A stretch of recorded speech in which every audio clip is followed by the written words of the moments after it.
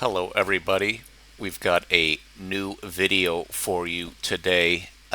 This one is going to be a bit of a deeper dive, but I think we should take the time to go through this article.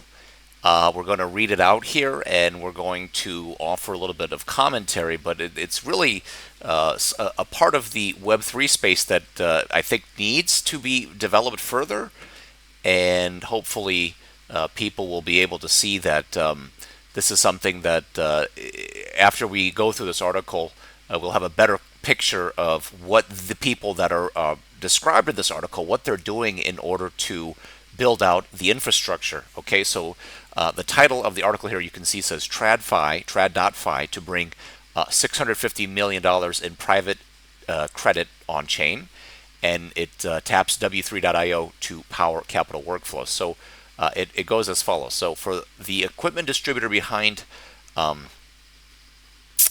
solar installation in Phoenix or the contractor wiring an industrial build out in Cleveland, the hardest part of the job is not the equipment. It is the 90 days of cash flow purgatory wrapped around it. Suppliers demand payment before goods leave the dock. Customers pay net 30 or net 60 once everything is installed. The distributor sits in the middle, fronting capital while a traditional credit decision crawls through weeks or months of paperwork.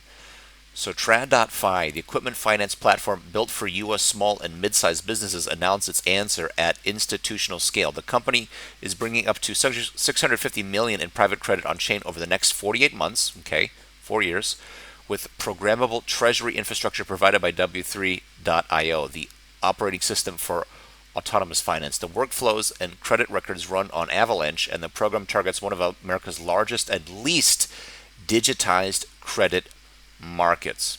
Okay, so for the first illustration here, it kind of goes into detail. It says 90 days of squeeze, 1 day of fix, right? So it's saying that customer pays net of 30 credit decision, weeks to months of paperwork, and then Trad.Fi algorithmic underwriting, capital deployed in a single business day. So a $1 trillion industry that still runs on paper. So this is really the key for people to know that solving real problems, real life problems. So if we're going to be addressing U.S. small and mid-sized businesses, that's a big market to tap into. So the market Trad.Fi is attacking not a niche. U.S. equipment finance is a $1.3 trillion industry, and its penetration into the real economy is nearly total. 82% of end users use some form of financing when acquiring equipment, and roughly 58% of the 2.3 trillion American organizations invest annually in equipment and software is financed through loans, leases, and lines of credit. There you go. What it is not is digital. So banks still account for 59% of financed acquisitions, captives and vendor finance for 17%, independents for 15%, and fintechs for just 7%. So there's much room for growth. That 7% figure is the single most important number in this story. It means one of the largest credit markets in the U.S. has barely been touched by the underwriting automation that transformed consumer lending a decade ago. All right, and you can see here the graph. So it's talking about 58%, 82%, 1.3 trillion. So you got banks, captive, vendor finance, independents, and then of course fintechs is just a tiny percent of this $1.3 trillion industry. So Trad.Fi's wedge into that gap is speed. The platform combines direct accounting and bank connectivity, one-page loan applications, and algorithmic due diligence to compress credit decisions from months to a single business day. Then tokenizes the resulting credit on chain. It launches verticals read like a map on the physical economy's growth edges: industrial, electrical, residential, solar, and notably AI compute, the equipment category currently driving the largest capex wave in the industry. And so the quote here from the CEO of Trad.Fi: small businesses lose deals waiting for financing, and the only way to fix that is to move the capital, the records, and the workflows onto programmable rails. This is what Trad.Fi is. This is what private credit looks like when it finally meets the speed of the real economy. So boring is beautiful, the credit behind the program. For all the blockchain machinery involved, the underlying asset is deliberately unexciting, and that is the point. Federal Reserve data indicates commercial and industrial delinquencies run below 2% and industry charge-off rates below 1%, comfortably inside the level seen in consumer credit. Equipment loans are secured by the equipment itself, repaid by businesses generating revenue from that equipment, and underwritten against verifiable accounting data. It is some of the most predictable credit in the country, finally arriving on programmable rails. So you can see here this illustration, boring is beautiful. If we enlarge this a bit, it says that less than 1% of C&I loans are charge-offs, less than 2% C&I loans are delinquencies, and then roughly 3% is credit card delinquency. So it's a very low percent, which is good if you are in the credit industry. So that ordering matters. The first generation of on-chain credit chased crypto native yield and learned hard lessons about uncollateralized lending to trading firms. The current generation, of which this program is a flagship example, inverts the logic. Start with the most boring, well-collateralized credit available and let the rails provide the innovation.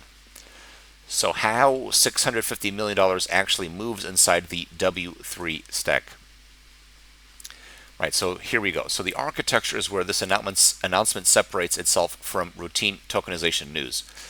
Trad.Fi tapped W3 for programmable treasury infrastructure and autonomous layer purpose-built for private credit with one governing principle. Capital should never sit idle. So capital deposited into the program earns yield continuously until a loan is ready to fund. When Trad.Fi's underwriting clears a deal, workflows built on W3's Compose engine deploy capital from the vault to borrow through W3's rails. At the moment of funding, W3's controls layer issues a programmable credit record, a PCR, for every tokenized loan. Each PCR, programmable credit record, is an independent, verifiable on-chain receipt of the underlying credit position, demonstrating proof of collateral that lenders and investors can read in real time. Everything runs on Avalanche, and the platform is production grade from day one. So if we enlarge this image, you'll see the same thing. You've got W3, capital earns yield continuously until deployment. The Compose engine, treasury workflows built and automated in days. Then you have Trad.Fi, the organization, algorithmic underwriting, capital deployed in one business day. Then you have per loan, you have the control layer, right? And then PCR, once again, which is the programmable credit record, right? So PCR, a programmable credit record for tokenized loan, proof of collateral. Then the final steps would be investors and lenders. They read every credit position on chain in real time. And the final step would be repayment. So a round trip flow, return to the vault and redeploy. There you go. So as the program matures, the share of treasury capital flowing through programmable rails grows with it, advancing towards hundreds of millions in annual round trip volume. Round trip is the operative word and the right KPI for this model. Capital that deploys, returns, and redeploys is capital whose productivity compounds. There you go. That's what people want. So we have here, we give Trad.Fi the composability to build and automate treasury capital workflows in days. So the real world asset inflection is real and lopsided. So the macro backdrop makes the timing legible. On-chain real-world assets crossed 20 billion globally in 2026 after growing 266% in 2025 from a roughly $6 billion base. Institutional projections now range from 10 to 16 trillion by 2030, with Boston Consulting Group and Ripple modeling 18.9 trillion by 2033 and Standard Chartered projecting 30 trillion by 2034. Whatever discount one applies to bank forecasts, the directional consensus is unambiguous. The gap between today's tens of billions and the projected tens of trillions is the largest infrastructure build-out in financial technology. So here we go. Here's a image of from a 6 billion to projected 300 trillion tokenization's hockey stick. So on-chain real-world asset value actuals on the left versus institutional projections on the right. The gap between today and the forecast is the build-out of traditional Fi is entering, okay? There you go. Now, let's continue with the article. So within that build-out, the composition has quietly shifted. Private credit has overtaken tokenized treasuries to become the largest non-stablecoin real-world asset segment at roughly 40% of on-chain value by Bernstein's count. Yet penetration remains a rounding error. All on-chain private credit, around 22 billion across trackers, amounts to well under 1% of the 3 to 3.5 trillion traditional private credit market. So let's just look at this image again. So it says here, private credit leads on-chain and has barely started. So private credit is the largest non-stable real-world asset segment left. Yet on-chain value is a rounding error against the 3.3 to 3.5 trillion traditional private credit market on the right. So you can see that roughly 22 billion of 3 to 3.5 trillion is really, as they said here, a rounding error. Okay, such a small percent. So you've got tokenized treasuries 25%. You've got all other segments 31%. But the on-chain penetration of the traditional private credit market is really next to nothing, which is very interesting to see that. Now, moving on.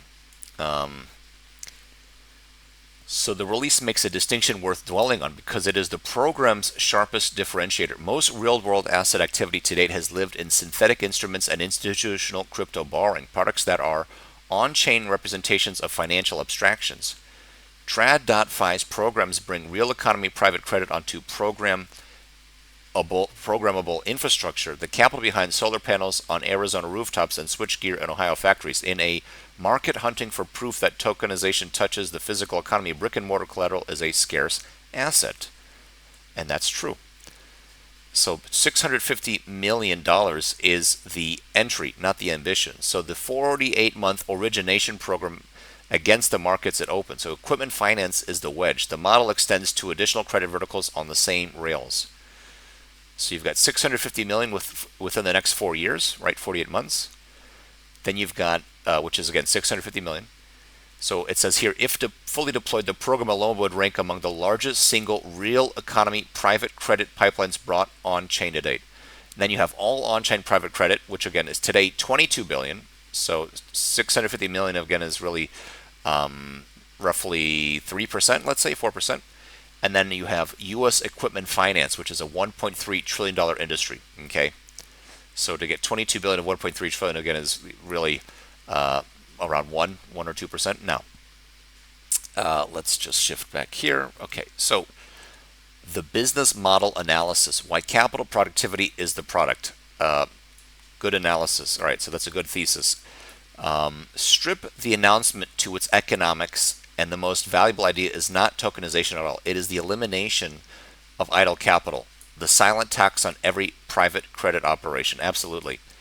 So in a conventional credit fund or warehouse facility, committed capital spends a meaningful share of its life unproductive, parked between fundings, awaiting drawdowns, idling through settlement. Returns are quoted on deployed capital, but investors live on returns to committed capital, and the spread between the two is pure drag. So W3's vault architecture attacks that drag directly. Capital earns yield until the instant a loan funds, deploys the same day underwriting clears, and returns to productive state the moment repayments land. For an originator like Trad.Fi, that changes unit economics. For allocators, it changes the denominator their returns are calculated on. So the second economic layer is verification. Traditional private credit runs on quarterly reports, trustee certificates, and manual collateral audits, an entire cost structure built to answer one question: does the loan book actually exist as described? The PCR collapses that cost. Okay, and when they say PCR, again, what they're referring to is the programmable credit record. Okay, programmable credit record, PCR. So when every credit position carries an independent real-time on-chain proof of collateral, the verification expenses embedded in private credit administration begin to look like the settlement expense that tokenized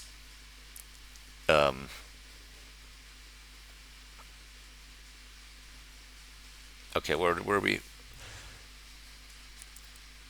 Right. So when every credit position carries an independent real-time on-chain proof of collateral, the verification expense embedded in private credit administration begins to look like the settlement expense that tokenized treasuries already stripped out. So cheaper verification does not just save fees, it widens the universe of investors who can prudently hold the asset. Okay, that's a key point. So again, every credit is an independent real-time on-chain proof of collateral. The verification expense embedded in private credit administration begins to look like the settlement expense that tokenized treasuries already stripped out, right?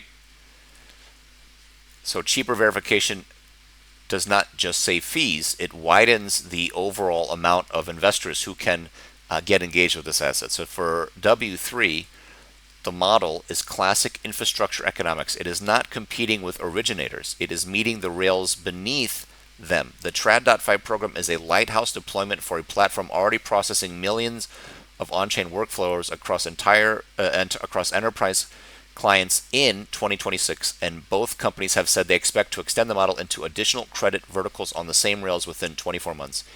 Each new vertical reuses the same vault, the same compose workflows, the same control layer.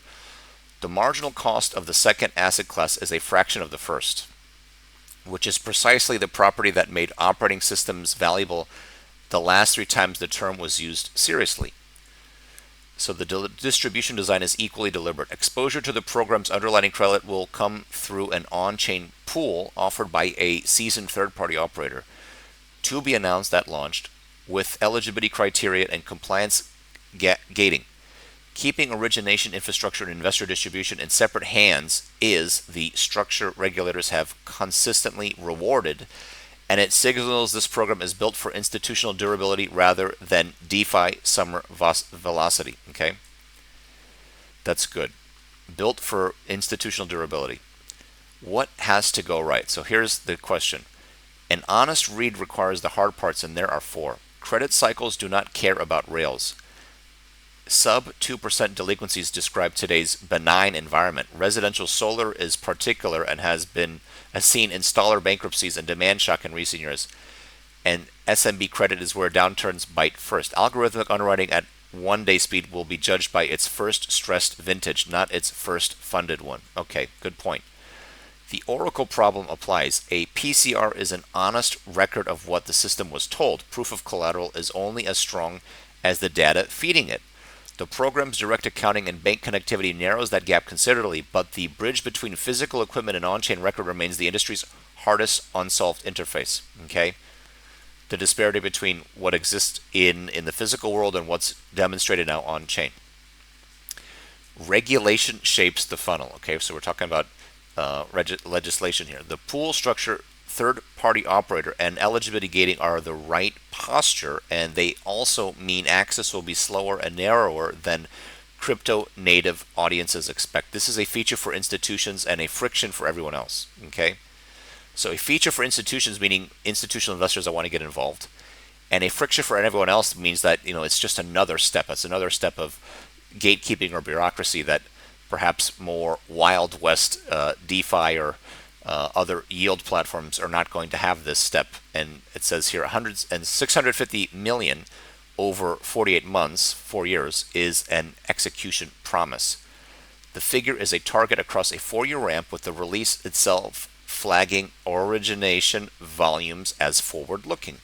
The proof will arrive quarterly in funded loans and round-trip volume, not in the announcement. Okay, so fair point. Now, when boring credit meets fast rail. So the tokenization market has spent 3 years proving it can put financial products on chain. The harder and more valuable act is putting the financial system's plumbing on chain. The treasury operations, the verification, the capital routing that decide whether money compounds or idles. Okay, so what is the layer W3 is selling? That is the layer W3 is selling. And equipment finance, enormous, predictable, and still drowning in paperwork, is close to an ideal first cargo. Okay.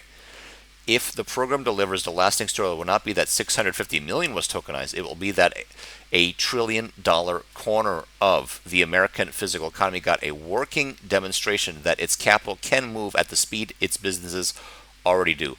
Programmable rails have been waiting for boring credit. Boring credit, it turns out, was waiting for faster rails. So that means it's a good match.